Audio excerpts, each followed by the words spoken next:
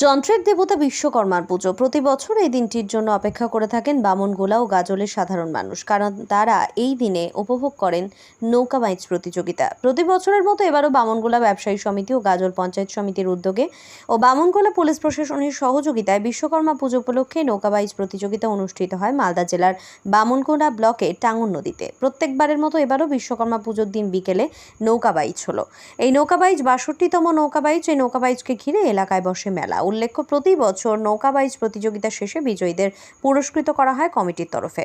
উপস্থিত ছিলেন বামনগোলা ব্যবসায়িক সমিতির সকল সদস্য, এছাড়াও ভূমি ও ভূমি সংস্কার ও উদ্বাস্তু সেলের রাজ্য সভাপতি রঞ্জিত সরকার, মালদা জেলা পরিষদের খাদ্য কর্মাধ্যক্ষ রীতা সিংহ, মালদা জেলা পরিষদের কর্মাধ্যক্ষা পূর্ণিমা বারুই দাস, গাজল ব্লক পঞ্চায়েত সমিতির কর্মাধ্যক্ষ দীপঙ্কর সরকার, জেলা পরিষদের সদস্য অশোক সরকার সহ বামনগোলা পুলিশ প্রশাসন ও এলাকার